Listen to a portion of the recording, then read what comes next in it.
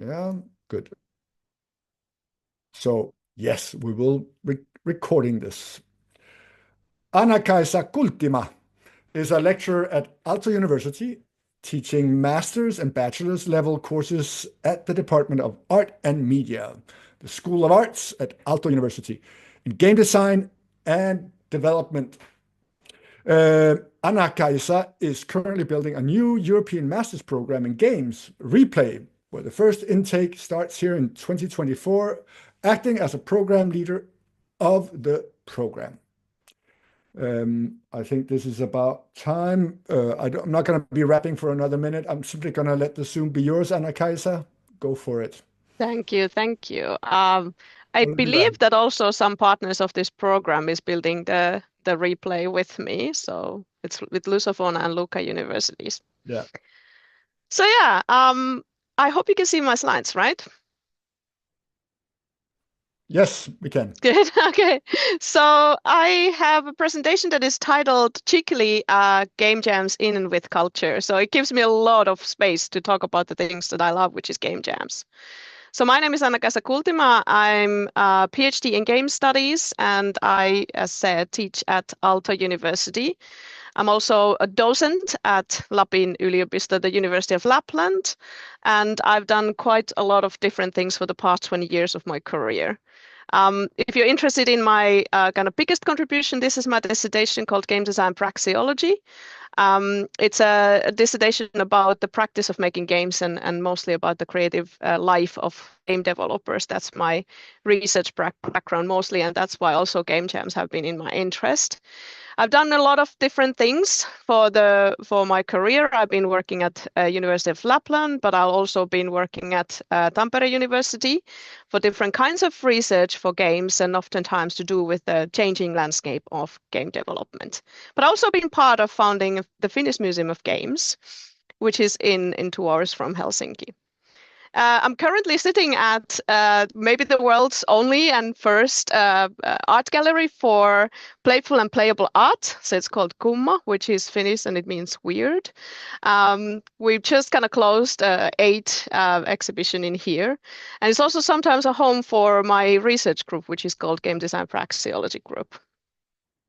But yeah, I've been doing a lot of my postdoc part of my studies has been to do with game jam research, and also before that. But it's been an area that has a lot of work. So there's I don't remember how many 22 papers so far on game jams, and I often say that the Finnish game jam scene is maybe the world's most researched community of game jammers.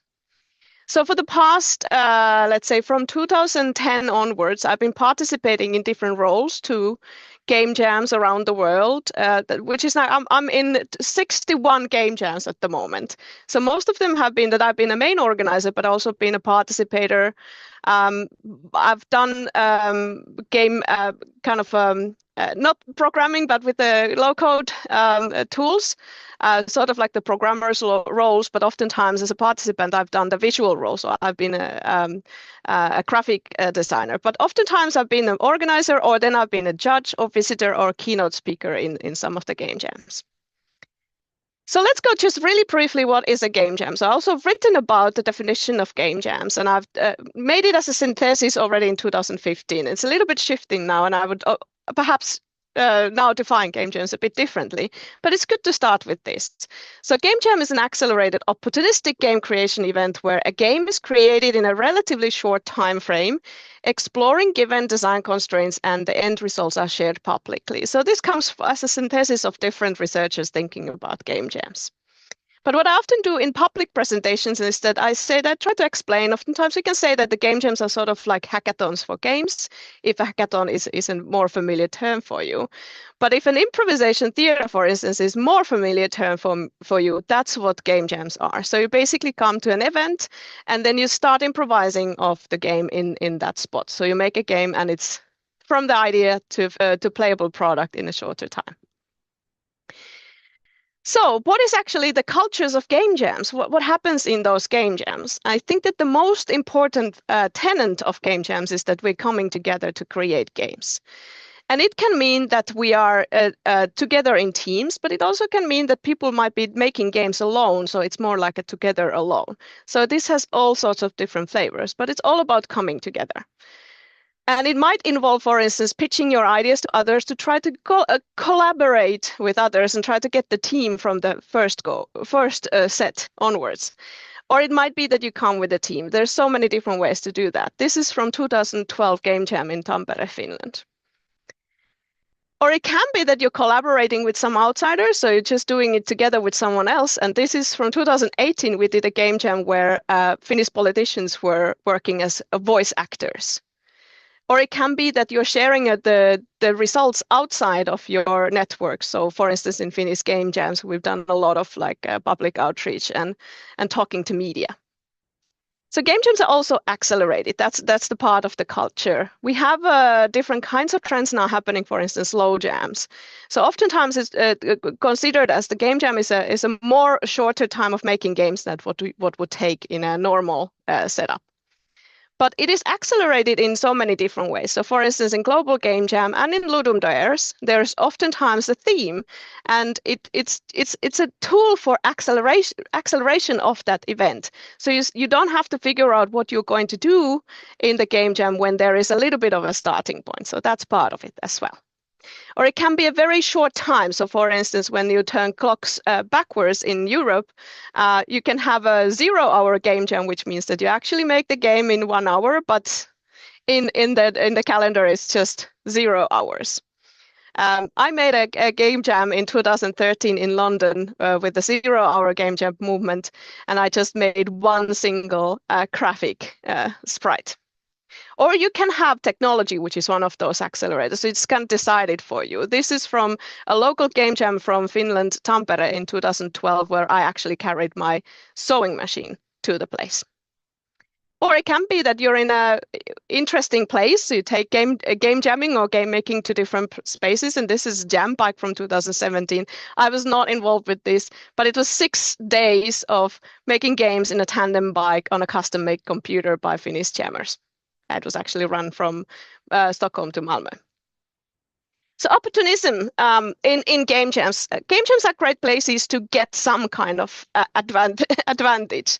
And oftentimes it's about learning. So you learn some ideas, you learn some techniques, you get to have new friends and new colleagues and teams and prototypes, what comes out of those. Oftentimes you don't know what is going to come from that. So that's why it's opportunistic. And of course, there's a lot of a safe space for a failure. So it's important to sort of nurture that type of culture, because we have so many different places where failing a game making can be critical. So it can be also an opportunity to see the world. So there's been a lot of traveling jams before pandemic. So this is from Train Jam, which started in 2014. And I had a chance to see 50-hour train ride from Chicago to San Francisco. So it was also an excuse to travel. And we also had an excuse to use Robin Baumgarten's custom-made controllers. That was a great excuse also. And then, for instance, a local game jam here in Helsinki 2019, which is called Retro Game Jams, I got a chance to make a game for Game Boy, which is obviously one of the biggest dreams of people of my age. It's a legendary device.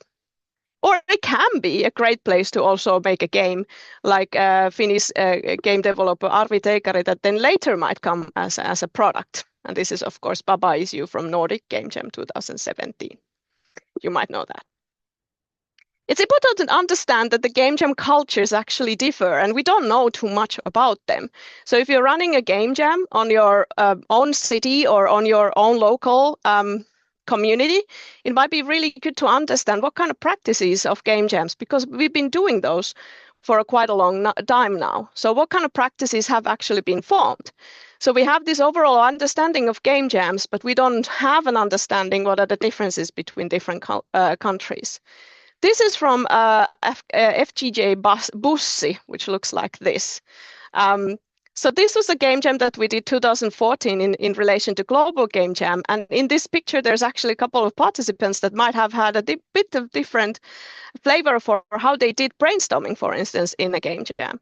So our bus was gathered with around 25 different jammers from that had been jamming in Global Game Jam sites around Finland for multiple years, and they formed their local practices. So it was also a surprise to me that they did have different kind of expectations for the events.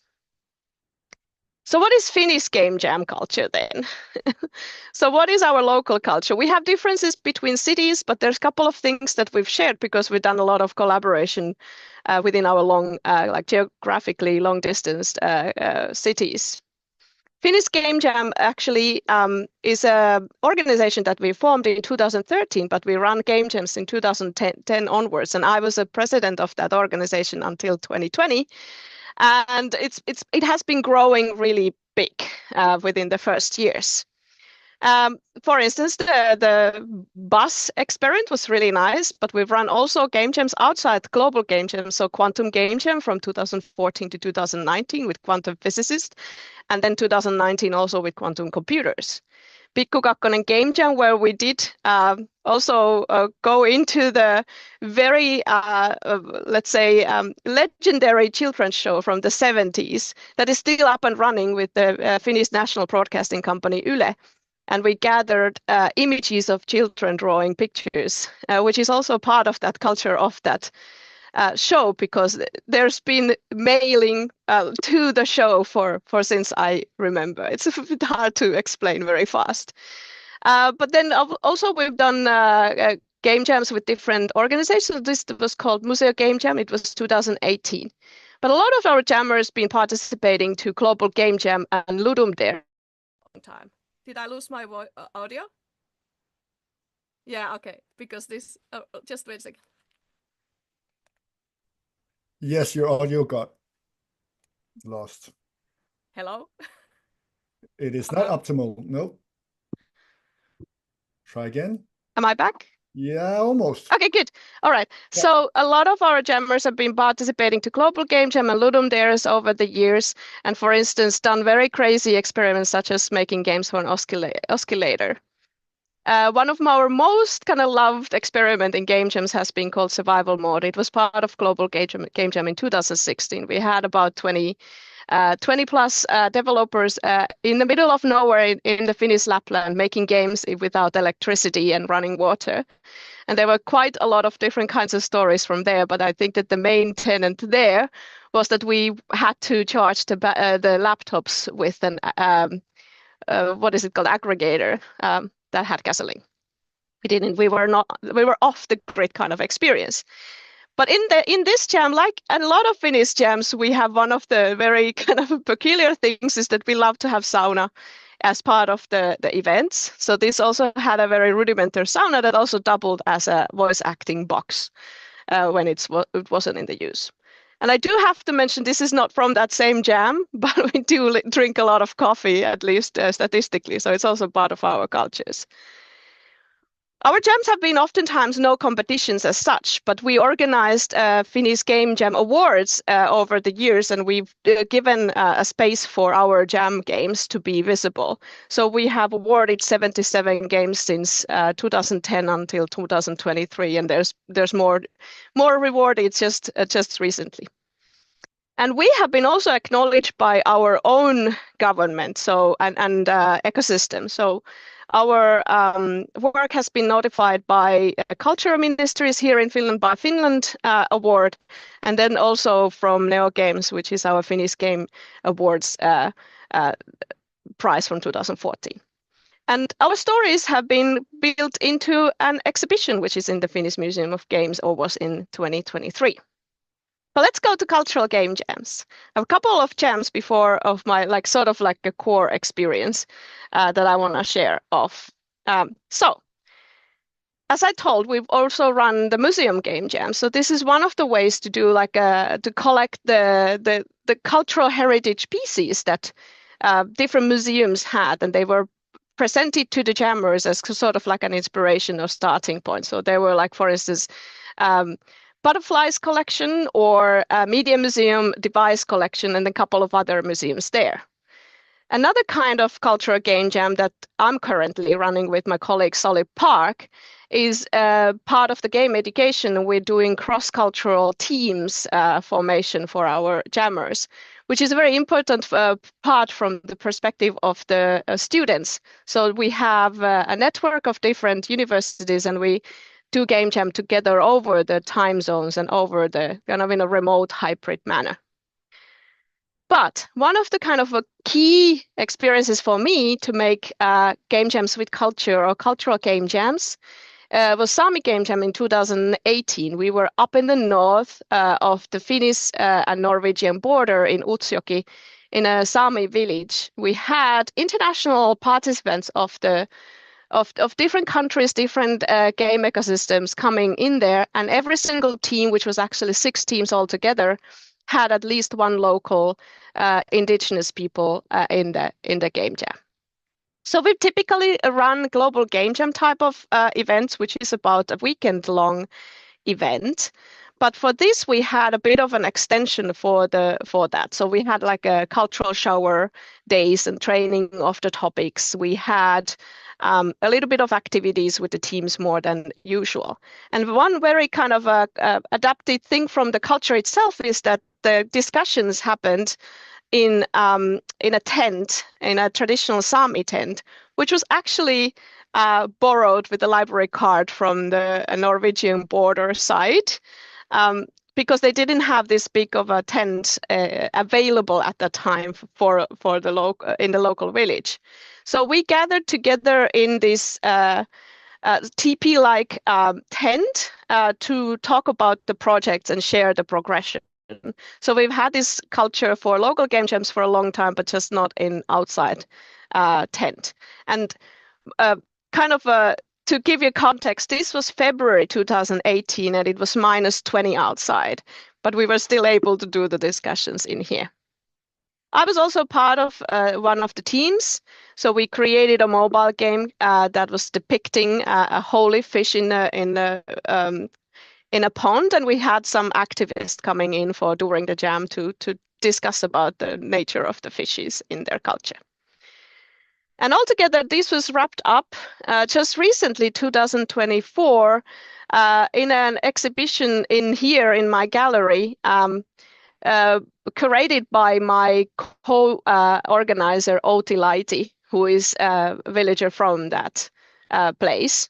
And we gathered together all these games, but also other works from Outi that she's been doing indigenous game development for over a decade.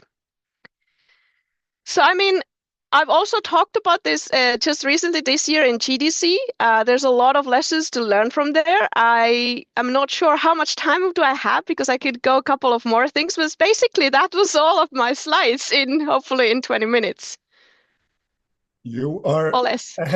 You're ahead of time, and we certainly gave you. Just wait a second. I can't hear you, so I have to change the audio for myself.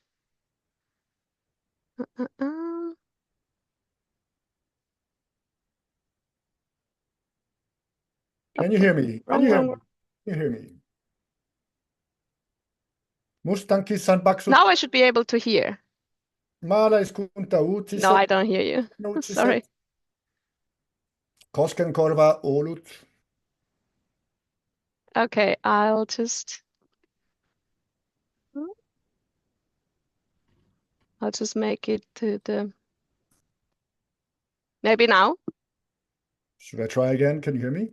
Okay, I can hear you, but just not from my headset. Okay.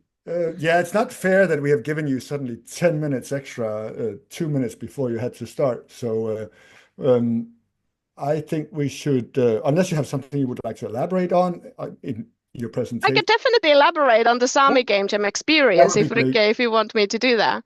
Sure. So, I mean, there's so much to embark on this. I mean, it's really hard to do this very shortly. So for me, this was. Sorry, Anna-Kaisa, maybe you can tell us who are the Sami?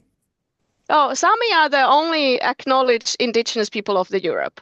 So they're a nation that lives in 4 different countries, from Russia to Finland to Sweden and Norway.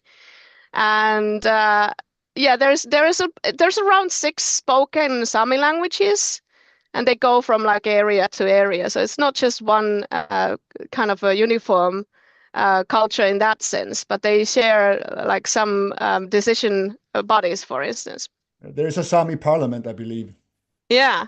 Yeah. And so it's an interesting thing to look at because there's a lot of like past memories that are not super positive, so to say. I don't know how to speak this like a most careful manner, but so when we started working on this, planning on the event the year before or so, we were very kind of concerned that we don't want to have a lot of like this political negative things, but also we wanted to avoid stereotypical representations of Sami people. So that's why you also maybe didn't see some of those images that would given you a hint what that is. So the Gakti, the Sami dress, for instance, which is very colorful blue and red, and then stripes depending on the area.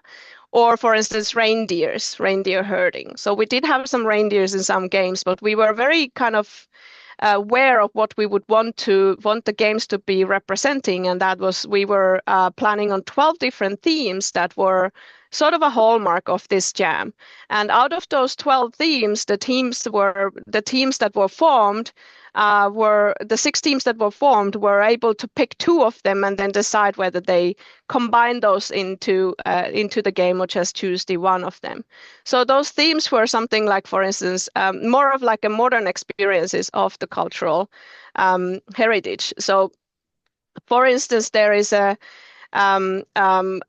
one of the themes was the ethno stress, for instance. So the kind of the stress that comes from trying to represent your ethnic background, since there's so little of you.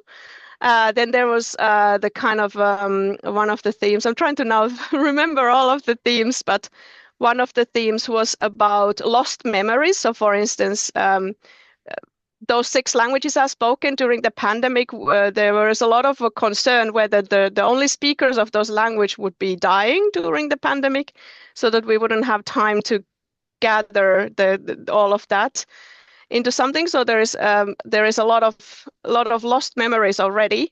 The Finnish political scene was so that the kind of during a certain period of time, let's say 50s, the kids were forced into schools, and they were also violently prevented to speak their own language. So that meant that a lot of the people also lost their own like mother tongue, and they started to speak Finnish only in the schooling. And this happened also in Norway and Sweden. Don't know why this is going back. Is someone asking a question? I could hear a male voice in the background. No, can you hear me, Anna-Kaisa? I can hear you, yes. Good, and we can hear you perfectly. Okay, good. So there's this kind of like a background, and for me, just to kind of wrap this up before any questions, is that for me, I'm not part of that community, but I discovered like 2 weeks before, like I'm from the north myself, and I thought that that'd be super handy because I know the kind of I can be between the other people in the teams, and then also the people that are locals. But I discovered just 2 weeks before that actually my background, which has been very visible in my childhood, is my background to Sami is actually much more prevalent. So I was part of the lost memories theme because like my grandfather, which had a traumatic childhood, never talked about his early 7 years when his mother died.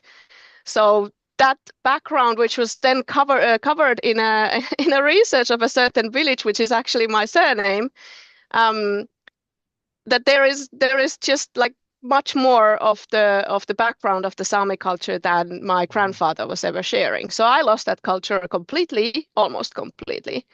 And then my grandparents did talk Sami together. My mother was from the Norwegian side, and my grandfather was from Finnish side. So I mean, that was actually a little bit stressful and traumatic to me to sort of like go into this kind of a cultural jam, because I also was a bit too white for the participants, and I've lost my touch to the culture. I had to deal with some of the emotions that I had for North altogether during that jam. So what we've written with Outi from that event is that when you're doing this kind of very potentially raw topics like in indigenous cultures, which is not unfortunately so well preserved and also dealt with in the mainstream culture.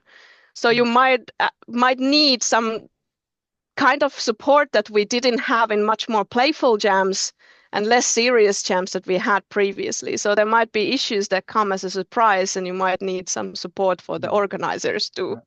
So that was a sort of a lesson that I might also want to bring to you, that if you are doing game jams that are dealing with very serious or hard issues, how do you deal with the kind of the burden that the organizers might get also from that? So we're not invincible as organizers, which is one of the lessons, and it became much more close to me than originally planned. So it came so under my skin that I got a burnout during the jam itself. We had time for a question or two, and I have one, and then also Conceição Costa has one. You said in the beginning about the Sami game jams that you were trying to avoid political issues.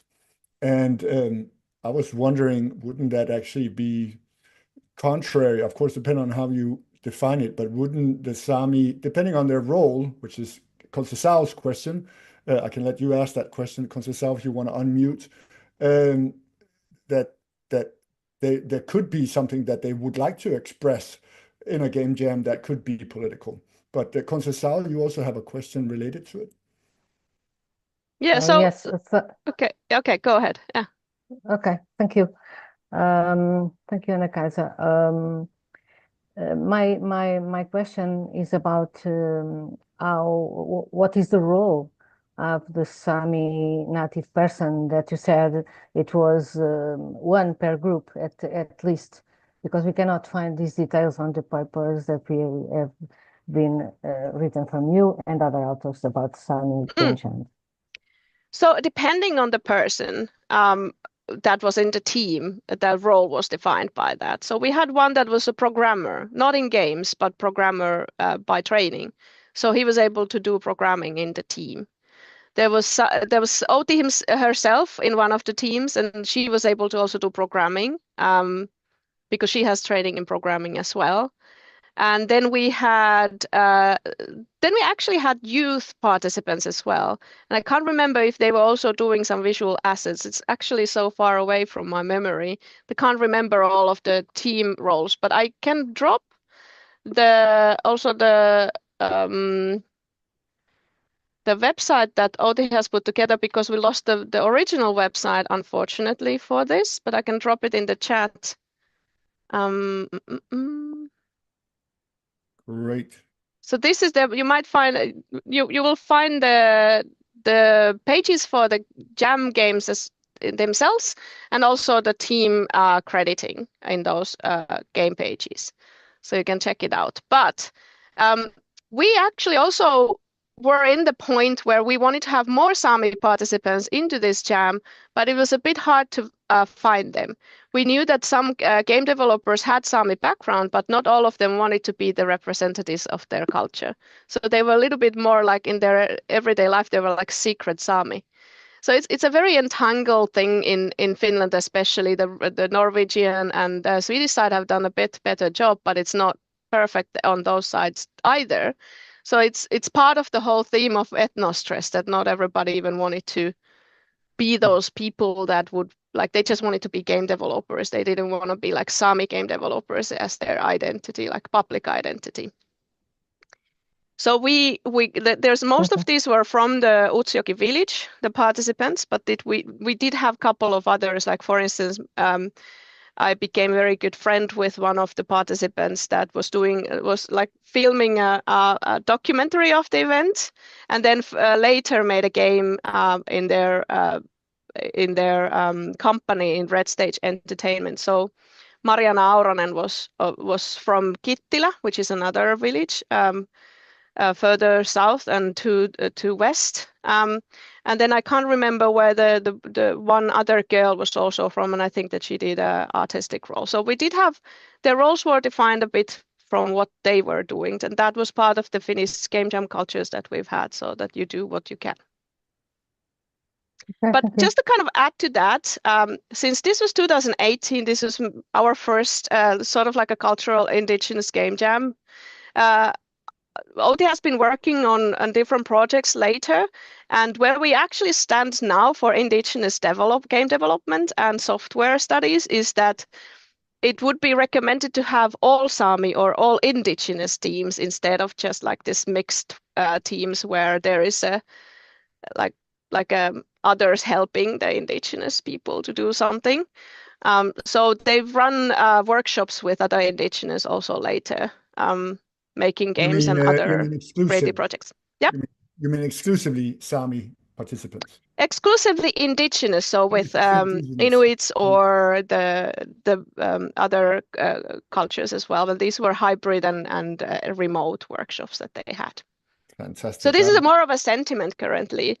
That not just to have because it's a larger sentiment of the indigenous game development. Like we have Never Alone that only had a single person, I guess, in the team and some consultation, but it's now touted not as the best example. There's a lot of the indigenous themes and topics, but there's a very kind of a narrow connection or very short connection to the actual indigenous people. There's some bad examples of someone almost exploiting the topic. So it's a little bit different status where we are at now. So there's different kinds of indigenous game development processes that we would like to do now. And then, for instance, even the Red Stage Entertainment product called Skapma, which is made by Mariana and their team. Mariana discovered that she is Sami only in her teens. So she also had to recover a lot of the lost memories, and she had a lot of consultations from other Sami for making their very kind of centrally Sami themed game. So it wasn't an easy ride for her either. It involved a lot of research, even though that was her background. Mm-hmm. Anna-Kaisa, kiitos paljon. Kiitos. Next, we'll come back to you for the Q&A session in about 25 minutes or so, depending on our next speaker, the one and only Rikke Toft Nørgaard, who will give us a perspective of Epic We's cultural game jams. And Rikke Toft Nørgaard, I don't know if I need to present Rikke, but you are currently Associate Professor in Education Design and Technology at the Danish School of Education, Aarhus University. And you are also the fantastic spiritual leader and also actual leader of Epic We. Rikke, the Zoom is yours. Thank you so much, Rasmus. And thank you, Anna-Kaisa, for such a brilliant presentation. And just adding on to that, or jumping from that, Anna-Kaisa, we also have the great honor to have her serving on our advisory board in Epic We and joining us as one of the experts, giving expert interviews on game jams. And so obviously, the cultural game jam concept that we are developing is leaning heavily on Anna-Kaisa's brilliant work, which might be a discussion following this or something to discuss going forward. Also, before jumping into it, where we are now at this moment, we have in Epic We 12 game jams, 12 cultural game jams in total, creating 84 games through and for culture. And we are halfway through that. So we concluded the first 6 game jams, 2 of each of the cultural hubs, Aarhus, Denmark, Hilversum, the Netherlands, and Óbidos, Portugal. Next up is the next round of game jams, the next 6 round of game jams, again 2 in each hub, leading to the second iteration of the cultural game jam kit that I will be presenting. And then in the end of the project, we will have the finalized 3 times iterated and tested cultural game jam kit to put on the Epic We resource site. That will be also the focus of later webinars and workshops to share with the whole world. But we also try to share, as visible in this capacity building workshop, something during the project, even though it's underway and not totally finished now. And now I'll try to multitask. That will probably go horribly wrong. Let's see if I can remember. So this, and then this, and then this, and then it looks wrong. And then we go like this, and this, and then it looks right again. Hopefully so. Great. And then if something, please shout because you are very small on my screen now. But what I will use my time is remember everything Anna-Kaisa said, and then we'll take it from there to how to kind of support game jams within cultural heritage institutions in collaboration with creative industries, researchers, and higher education, and youth, most importantly. So we have the EPIC-W project that was also introduced in the webinar 1 in the capacity building series. And in the EPIC-W project, we want to invite young people to engage in game making as a new form of culture making through offering these cultural events in the form of cultural game jams, supporting young people in the creation of games through and for culture. I'll get more into all these concepts that are kind of the core concept of the project in a second. So EPIC-W is a research and innovation Horizon Europe project, and so the innovation and research part are kind of distinguished or distributed in these 3 layers. And for today's presentation, we will focus on the cultural game jams on the meso layer, as you can see, and also on the games coming out of these particular form of events, the games through and for culture created by youth.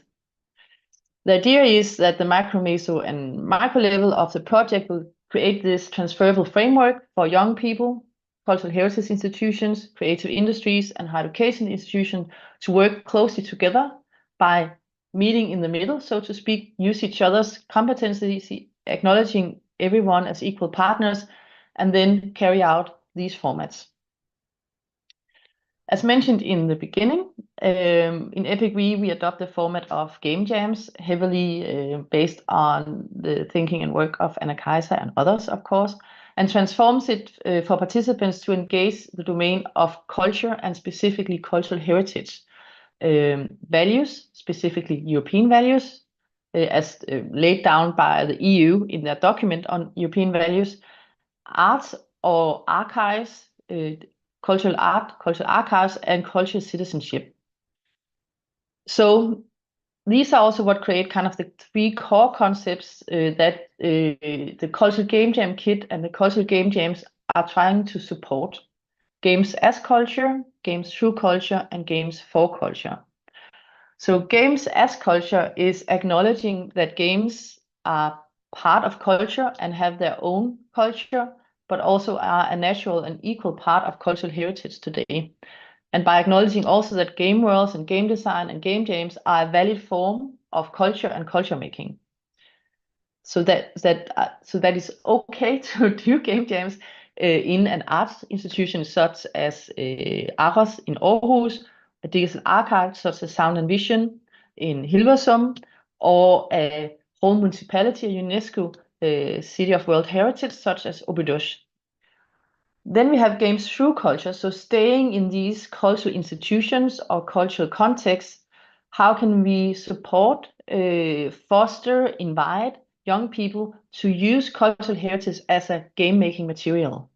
And by using culture as this innovative material, this foreign material, then what kind of new aesthetic expressions, stories, actualizations, game mechanics might this lead to?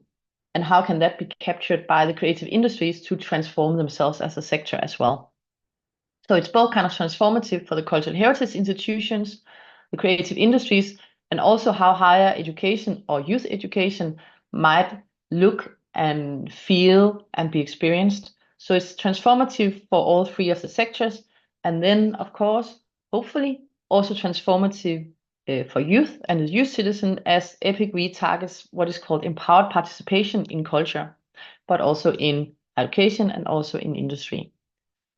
Then the last concept, games for culture, focus on creating games with and for cultural values. So games that want to revolt against something, respond to something, play around with something, have something to say about something.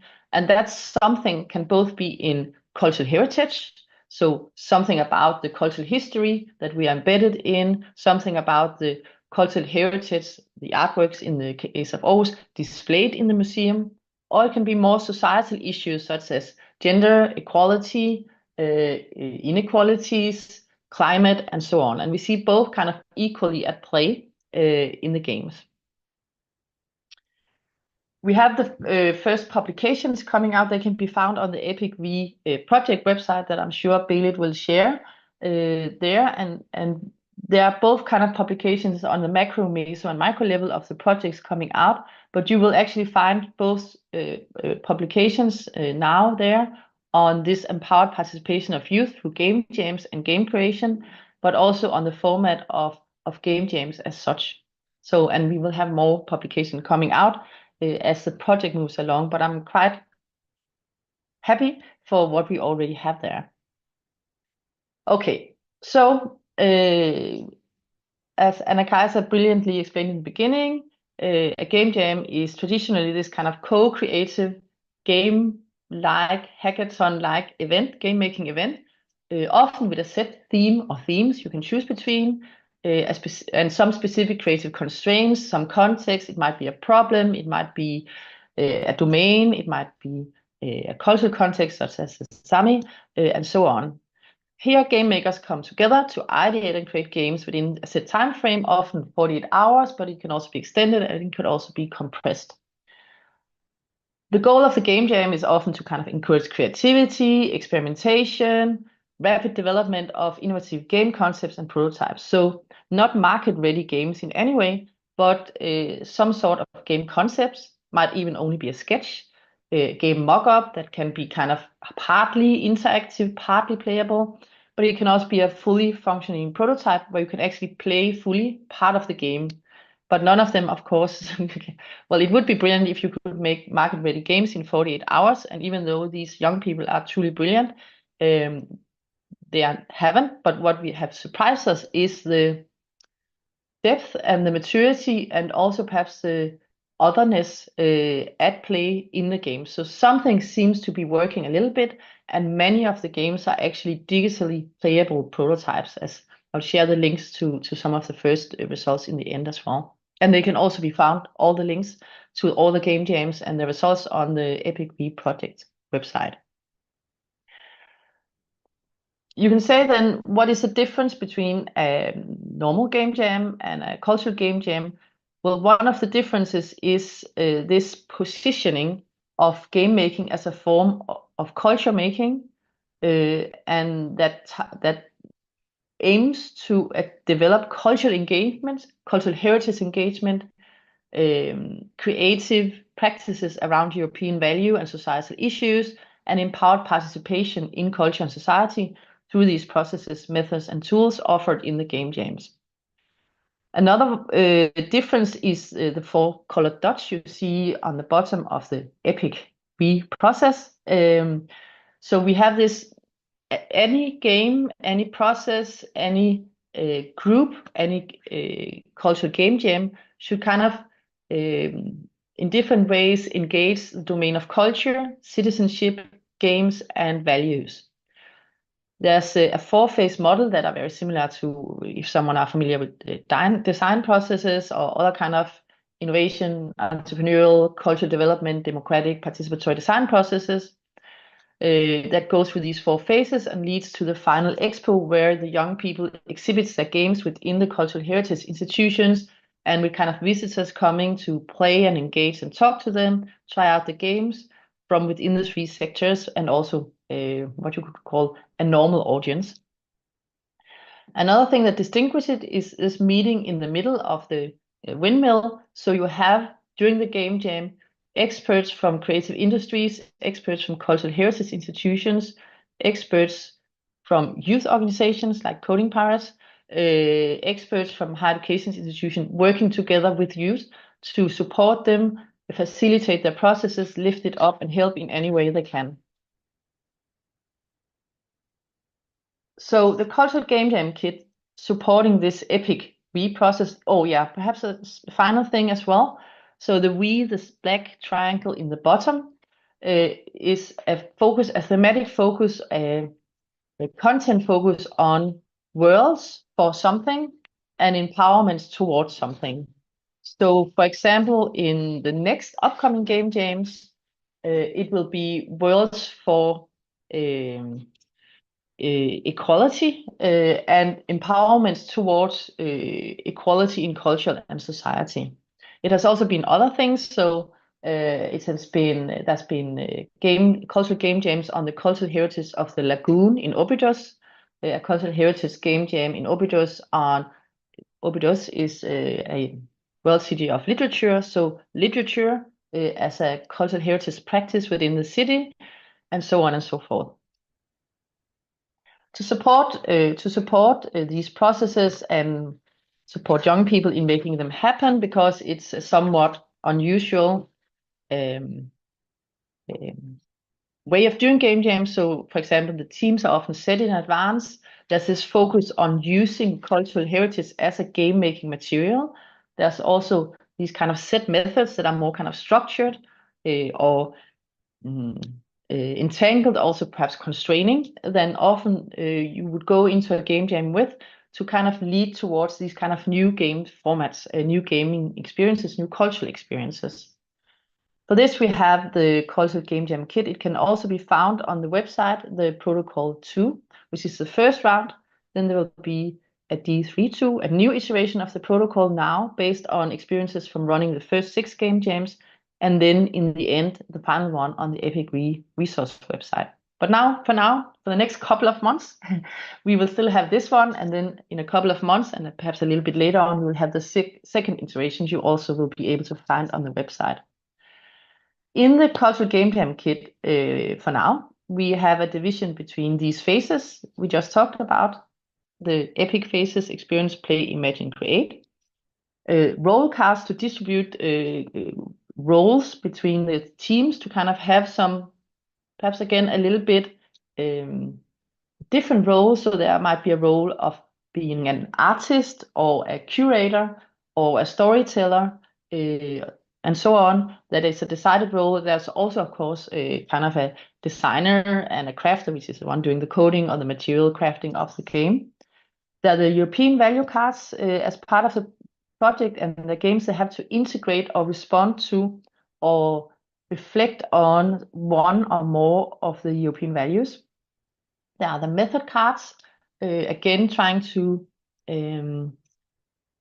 make their work, remind them to support them, nudge them in different ways towards the domain of culture, values, citizenships, and games, of course.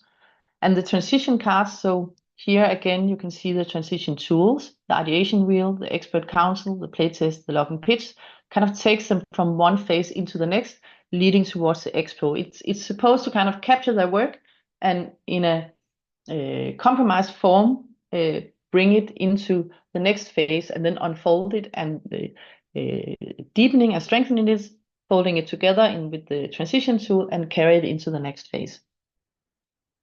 And then the game logs. So at the end of each phase, they will kind of have a game log that kind of captures some of their thinking on these core concepts. So how is a game reflecting on, responding to being a game through culture, a game for culture, working with the values, what is the core idea, so on and so forth. Very shortly, the slides will be there afterward, but you will also find everything in the Protocol 2 on the website if you want to see the method and methodological and rigor behind it. But initially we collected a large-scale collection of around 64 different toolkits and repositories, each of those, of course, containing loads of different methods.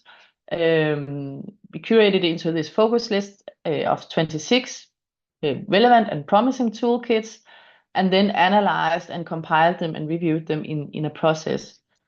And overall, this process yielded around 90 diverse methods that has been documented in this spreadsheet. This then led to the development of the Epic Cultural Game Jam Kit version 1, which is the one we have now, where all of the methods were then kind of targeted towards one of these four phases. Also the different domains. There was a link, there was a short description, and so on and so forth. And then, as you can see in the yellow column, which I think is the most important part, all of the sectors, so the cultural heritage partners, the creative industry partners, the higher education partners, voted on how relevant they thought the different processes were when it comes to the creation of games to and for culture, and succeeding in the project's ambition. Then these were again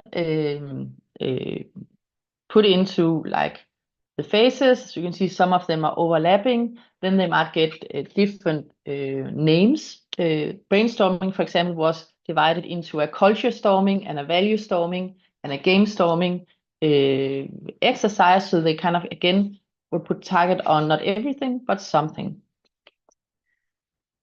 Okay, so just a brief introduction to what the Cultural Game Jam Kit contains and how it was put to use. And then in the end of the presentation, trying to see some of these games, some of these outcomes, and then we can discuss if this is different at all and how it might be boosted even more in the future, and how it might be relevant to your context and so on and so forth.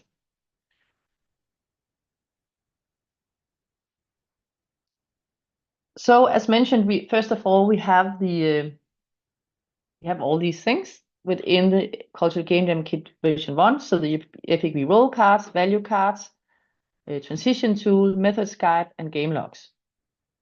The role cards are have proven to be quite important and promising. So it will definitely be something we will keep on iterating on in the future. We have the role of the game master, the project leader, you could also call it, the storyteller, trying to tell a story about culture or for culture or through culture, the artist working with the cultural heritage material, the designer thinking about how this might be an innovative, strange, surprising game, and the crafter trying to materialize it into the world. Also on the back of each of these role cards, you can see we have different kinds of categories. Like, so they get supported. We didn't have that in the beginning, but we see, okay, this is really complex for them. So trying to help them a little bit about how this role in its own specific way, so here's the storyteller, relates to the four categories of culture, value, games, and citizenship, relates to the two dimensions of world and empowerments, relates to the core concepts of games through culture and games for culture, how they are working towards the transition tool, taking them between the phases, and what they should kind of contribute with uniquely at the final expo. And so there's a unique one for each role card. And it proved worthwhile. So some teams might be smaller, so they might have multiple roles. Some teams might have several storytellers and several designers, because some of them wanted more than one role, and so on and so forth. But it's quite up to them to divide the roles between them, as long as they kind of reflect and react to them. Then, as mentioned, we have the European values. So they are taken directly from the EU and their charter on the values, and slightly then reshaped to have a little bit more flesh on the bones. They are very generic on the EU website, flesh on the bone, and then support them with some reflective questions, specifically targeting the work with value, working with culture in value sensitive ways, making culture more value sensitive, and or whatever their approach to these values are. They had to choose one at least value. It should be visible in the final game, kind of on their own, and they should have like an argument for how this was visible in their games, or how they work with it, or how it is expressed in the overall game. It could also be an anti-value, perhaps important here. So it could be an anti-value. So it could be a game about the lack of democracy or inequality. Obviously, it didn't have to be bright games. It could also be quite dark games. Then we have the methods, as I already briefly mentioned. You can see there are a lot of methods. And so we're working towards the next one with 3 models, one that are very thorough, like a whole course almost, one that are flexible, where I have to choose 1 or 2 methods from each phase, but it's up to them what makes the most sense, and one that is very simple and kind of the organizers kind of chose some of the methods because they want to have a certain spirit or atmosphere in the game jam, and so they're kind of running through them, and of course doing all sorts of other things. They're doing a lot of things outside the methods. Yes, so again, there are these first phases. The first, I'll just briefly mention them. I'll have an eye on time here. We still have some time, but just to also come to the juicy stuff. The first phase in the Cultural Game Jam is the experience phase. And they are really trying to experience these 4 categories of culture, let's say the cultural heritage displayed within the cultural heritage institution, values, diving into the value cards, games, trying to get a strange idea or a first idea of how that could be captured by a game, and citizenship. What do they themselves, as young people, bring into this institution, bring into this game jam, and what are they together? How do they form a we when it comes to citizenship, and what do they want to achieve with their game, so to speak? So it could be questions such as, who are we and where are we? How can we experience and see ourselves as empowered participants in cultural worlds, or lack thereof? And how can we take up game making as a form of culture making? And what are games through culture in our context, in our group, and games for culture? How do we translate these 2 words? So they are focused on experiencing and exploring ideas around cultural heritage as a material for game making. Get a tour, often at the institution, the lagoon, the art museum, whatever it is, while they kind of reflect on these things. For this, we have the transition tool of the ideation wheel. You see the first version at the top and the second version below, trying to play around to all of these adjustable wheels, so they can kind of make up different kind of settings and see what kind of idea that would kind of spring, what idea would come to mind, try to capture it in the capture card, and then bring it with them into the next phase. The next phase is the play phase. So rather than experiencing and taking in stuff, that is where they try to play around with stuff. So they had a tour, they might have some short pitches, inspirational pitches, concept pitches. What is a game jam? What is games? How strange can they be? What is cultural heritage? What's the exhibition and the theme about? And so on and so forth. That they experienced something, they made some decision on the ideation wheel, and now taking it with them into the next phase to play around with it. So the main focus here is to play with cultural heritage. What can be used for? What do we want with it? To play with the European values. How might we embed values in games? What does that even mean? Is it in the story? Is it in the game mechanics? Is it in the aesthetics? And so on and so forth. Play around with their own cultural citizenship. Who are we? What do we want? What does that mean? How can that be put into the game? And so on and so forth. So the focus here is on materializing some ideas generated in the experience phase with methods specifically kind of targeting playing with ideas, and then taking them into the next transition phase, which has proven to be very important, and we might even broaden it out so there are more councils with experts during the game jam, or different sorts of them. But the expert council, where they showcase, argue for their initial game concept, perhaps even have some sketches, mock-ups, show the results of the first 2 phases. And in the expert council, there will be serving people from all the 4 sectors. So, for example, in the second picture here, you have me representing the higher education institution perspective. Then you have a game developer, a professional game developer from a game company presenting the creative industries.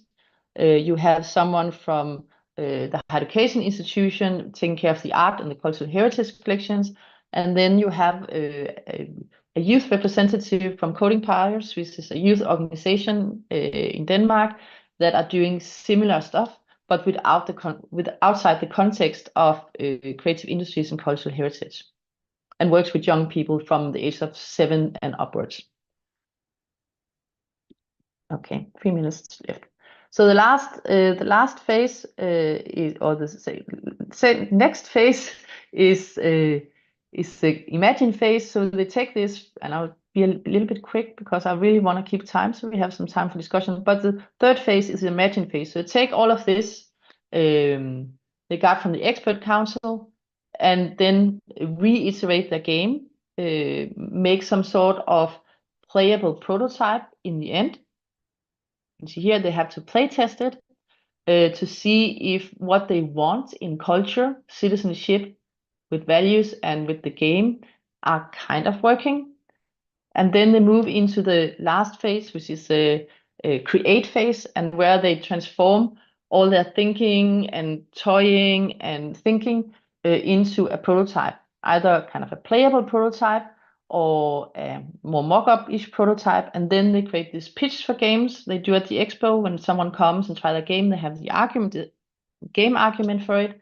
They do a little in-game video, and they do a plaque like you have with artworks, where it states how it is a game through and for culture. Some of this might be embedded in the digital platform, so it's there. They go and then they just have a laptop to showcase it all. Some of it might be more physical, like in objects or posters or something like that. That's really up to them how they want to capture and use their exposition space. So behind it, as mentioned, they have the game logs. The game logs is also what creates a core part of the research in the project. So they are co-researchers. They are co-creators of the games that count as research objects. They are culture makers, transforming the cultural practices within the cultural heritage institution and so forth. So really, really a central partner, and also over time a more and more equal partner. So what came out of them last couple of minutes? So again, all of them are put on the itch.io platform, and I know there will be young people coming in to talk about their games and what they made, and the platforms and the resource site will also be further mentioned. So stay tuned in upcoming webinars. But just to dive a little bit into them more. So here, again, from the Aarhus Hub, you have the 2 posters of the Game Jam 1. In the project, there's 12 in total, Game Jam 1 and Game Jam 6, I think, or 5 in the project. And you can even see in the artwork how the cultural hub towards the cultural game jam have kind of worked hard to merge the sectors of the creative industries and the cultural heritage institutions. I think they nicely managed that. Also, just a couple of pictures from it. So you can see here almost like the 4 phases. I don't know if you can see my cursor, but here, the first picture, they have a tour around the art exhibition with a professional tour guide at AROS. Then they make some ideas and games, try to capture both kind of the culture and the games and the citizenship and the value dimension. They have a expert council in the middle, and then a tryout of the game in the end. Rune here, who's from Fair Games, again, like an expert from the industry, trying out their games and talking to them about how this might have potential.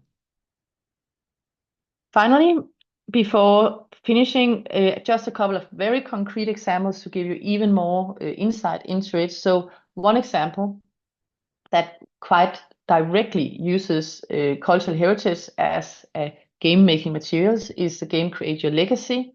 So it used this exact painting that you see where I say Create Your Legacy from the arts collection as the game interface, so to speak. You can also see the tinfoil horse here at the side, and there were like some tinfoil stones, so it has like a physical dimension to it as well. And very shortly, so the game in the game you were a war painter because I learned during the tour that some of these war paintings were actually partially done in the field, and that was quite dangerous. And so often we have an approach to these very calming pictures, old pictures, that they are very safe, and suddenly they became kind of unsafe to make, and they wanted to kind of give that experience to the audiences. So the next time they saw a war painting, they would think about the context wherein this painting were made, and that perhaps the painter risked his or her life. So you can see here in the second picture where you have this soldier riding towards you. So when you were painting the painting, which is a very beautiful horse on the second painting, you couldn't see the battlefield because you were painting and you stood behind the canvas. And then, but you had to listen, and when you could hear a horse nearing, you have to hide between one of the two tinfoil mountains until it had passed, and then you could paint again. And eventually you would die, but then your picture, as you see in the last one, would be exhibited in the art collection. Other games were trying to capture the eeriness of Hammershøi's artwork, again working very directly on artworks, but then taking it to make a new kind of empty horror hybrid thing, really riffing off the atmosphere and the color palettes and the visuals of Hammershøi, and so on and so forth. We also see in the second round of Game Jam much more engagement with, let's say, climate issues, inequality issues, and so on. So kind of really more thoroughly integrating these values. I think I will jump to the conclusion. We will have 2 more rounds. We are right now collecting, and you can see that on the last 3 slides, right now collecting some of the insights for the first round to iterate the protocols for the next round to make them even more supportive, both when it comes to the youth processes. A lot of them comes from kind of outside games context, or haven't tried to participate in game jams before, or made games, or they have not worked with culture and cultural heritage before. So in one way or another, this is new to them. So how do we support them? Another thing is also to keep the depth, but perhaps making it more slim and more easy. It's a quite heavy process at the moment to get the results. So how do we make it more fun without losing the seriousness, or however you would say it? I think my time is probably definitely up, even though Rasmus has not coughed yet. So just go on to the FEV project website. There you can find stories from all the game jams. You can find the whole protocol on the Cultural Game Jam Kit and how it was developed. You can find some of the first research articles going more into depth with some of the processes, how it was experienced by youth as well. And there you will also find links to the concrete games if you want to try them out and think if there's anything new here at all, and so on and so forth. And I'll keep quiet now. Indeed, I didn't cough because we had more time than we thought. And now it's time for the Q&A that we kind of jumped into a little bit in the beginning after this presentation. I'm looking here. We have Nicoletta suggesting us to join a Horizon Europe call. We also have Vincent, who talks about what about the natural science collections. I can answer that in first, perhaps, Rasmus, because we have had that question before. So there is a focus on more humanities-based forms of cultural heritage here, or even arts-based forms of cultural heritage. And it's quite deliberate to have something as old as a city of world literature and literature in all its forms. It's or a very classical museum such as Aarhus, I would say. That's a very classical museum. And then the digital archives, and we also have MEET with us, which is also a cultural heritage institution of sorts. But they're all media oriented, like media studies oriented perhaps, or humanities or arts oriented. And it's quite on purpose, because we have this push towards the societal, both by young people that want to do something with climate and gender and inequality and very kind of societal, or sciences oriented, if you say climate and how to fix it. And we see a lot of other projects, hackathons, especially, I would say, within the sciences domain. So it's not to exclude them. I think the end product, the Cultural Game Jam Kit, would be just as relevant for natural science museums as it would be for arts museums or literature libraries. But it is a point to have a project that is decidedly humanities oriented in its methods and its context. We could maybe say that, maybe correct me if I'm wrong, that there could be some overlap in the natural sciences and industrial cultural heritage, like the importance of the potato in Denmark, or certain kind of fabrics that were produced at factories in certain parts of, for example, in Denmark, thanks to certain crops that were grown there, hemp or whatnot. So in that sense, it could become humanities, but that's not what, as you say, it doesn't exclude that these methodologies would be very good to be used also in adjacent areas. Yeah, and I think at small sections that are like a history oriented, but not so much that it would be like in Aarhus we have the Museum of Køn. It used to be the Museum of Female History. I don't know how to translate it, and now it's just called Gender. Of course, totally provoking to both females and males, but nice, I would say. And it would be super interesting to have a cultural game jam at Gender, the Museum of Gender, the National Museum of Gender. It would be super interesting to have a cultural game jam at the Natural History Museum, and so on and so forth, just to see what kind of games would come out of it, especially I think what is important to do first, however, is to iterate the process so we ensure that we have some sort of process that actually indeed supports, not just pushes, I don't know what the right word is here, youth or the game jam participants to actually and actively use the cultural heritage material that is there in the whatever context they are game jamming as a game making material in a ways that are obvious by the end, so they couldn't just have been everywhere else, because this is a very kind of, we can see it's a very place specific, place bound event, and we need to support it because it takes so many resources. And I'm sure the Cultural Heritage Institution especially can attest to that. It takes many resources for the museums to host them. So if they host them for 2 days or for a week, and then it could just as well have been, I don't know, at the university or in a public space, then what is the point? Yeah, indeed. I think there's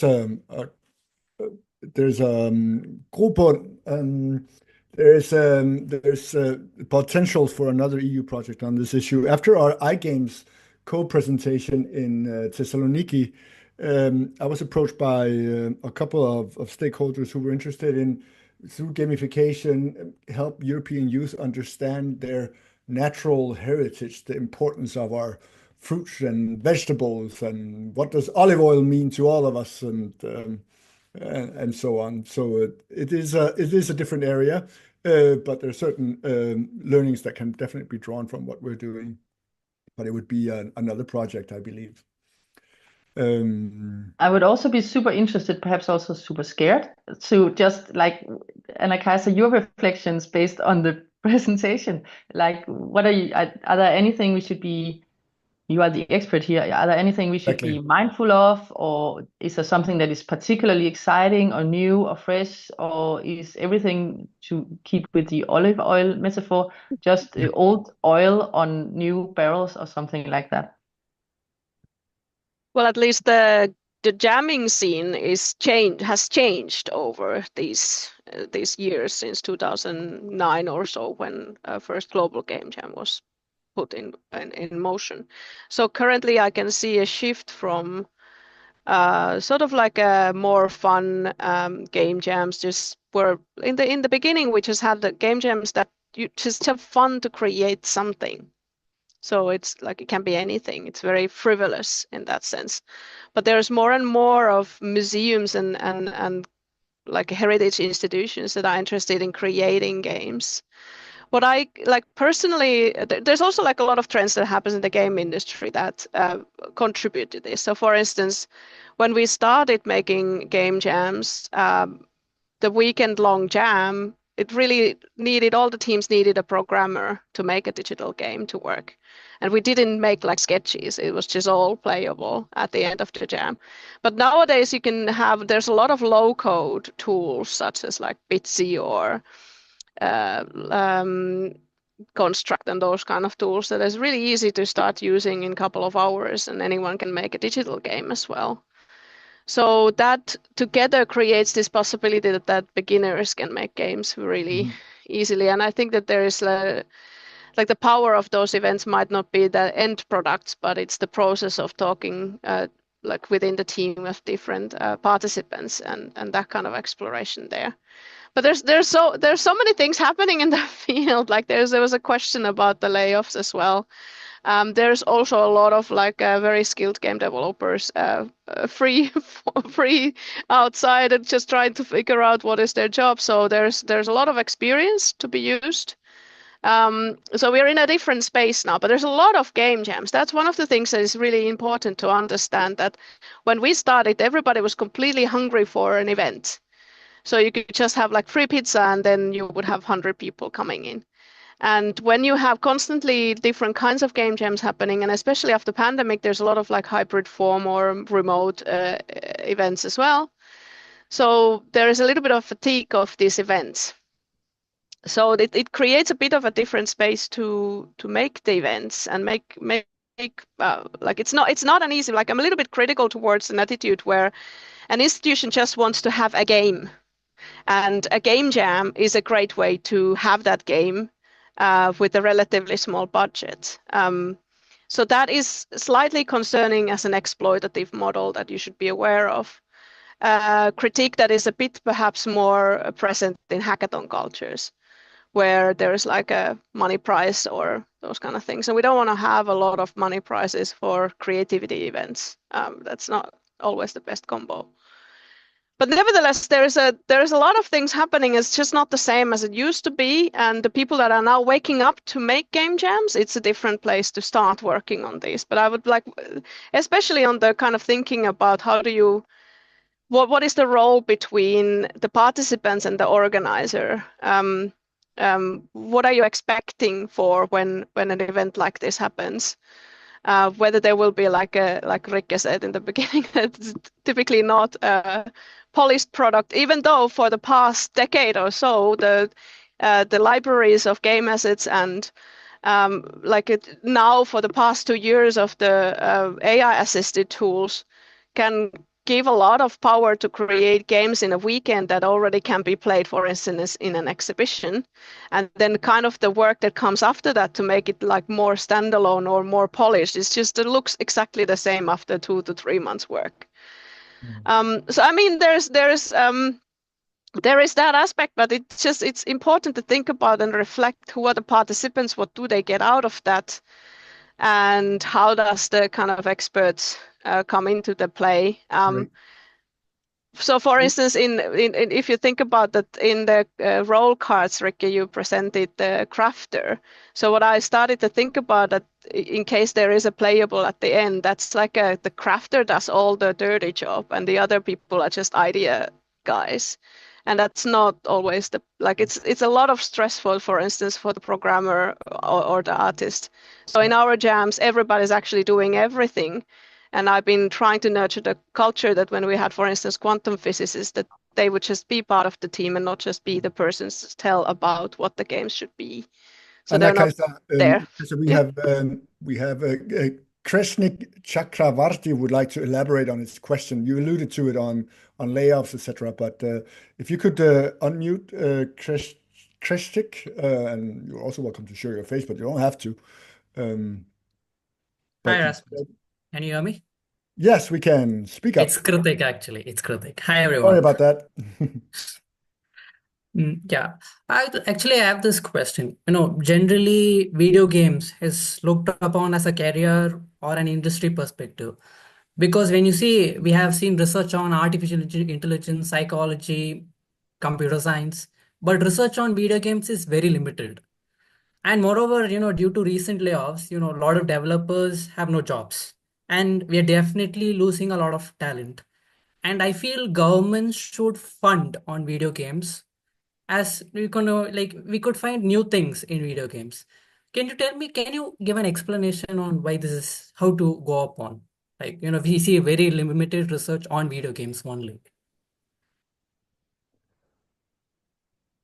Well, I'm not sure if this is a question for Anna-Kaisa or for Rege, but Oh, sorry. Definitely Anna-Kaisa, In I would general, say. in general, since this is, go ahead, Anna-Kaisa. Wow, big question. I mean, there's a growing body of game research that Rike also knows of. It might not be so visible to everybody, but we've been doing that for past few decades and trying to kind of shorten the gaps, and also at the same time lobbying government institutions to give us more money.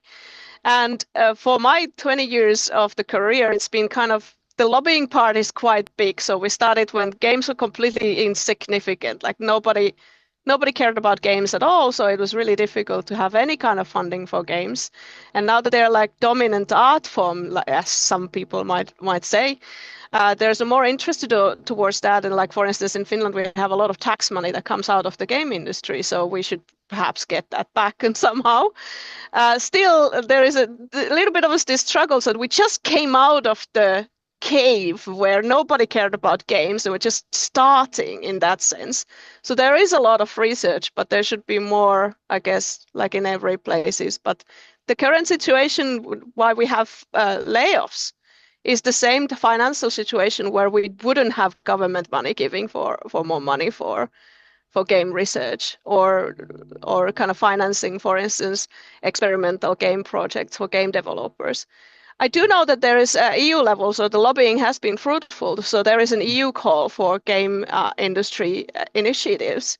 So there's more things like this, and you just have to look for those. Indeed. Our Finnish ecosystem, for instance, we have a very good support for getting the information like that. So you just have to find your local game ecosystem to find more information about the funding possibilities. In Finland, you have your Harri Kopponen and Peter Vestapakka and all these guys that have done a lot of stuff like 10, 15 years ago when we were playing Angry Birds.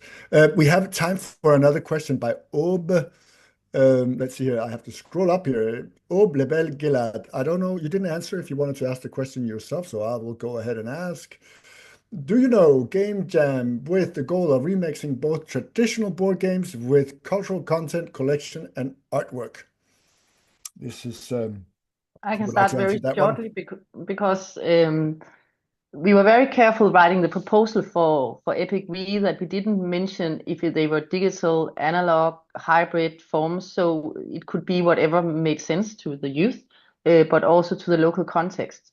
So we actually have quite some paper-based prototypes, also some board games or other types of analog games. The Tinfoil Horse is an example of a hybrid game where you both have kind of this material dimension and this digital dimension. And then, of course, all sorts of digital games.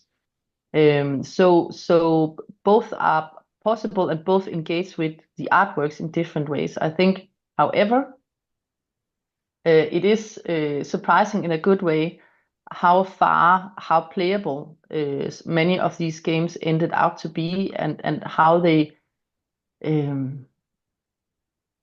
some of them at least were kind of really almost like a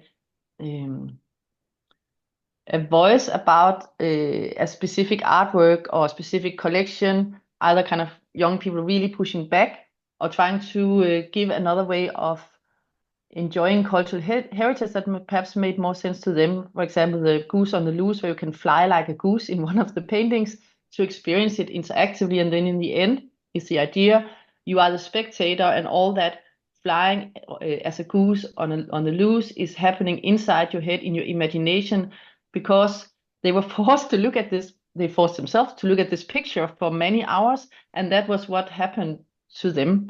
So that kind of transformative experience by spending time with something as boring as a very old painting, they wanted to in some way give that to others. And I think that, now I got goosebumps. no pun intended. But I think that experience they really wanted to give to other young people, and I found that quite meaningful, even though from a market perspective or from a cultural heritage exhibition perspective, all of these games, also just addressing your comment, Anna-Kaisa, all of these games are utterly useless, so to speak, in a good way. So they're not intended to be used for anything money-wise or by a sector that kind of steal them. They're out there as ideas about how games could become more meaningful or do something otherwise or express other opinions.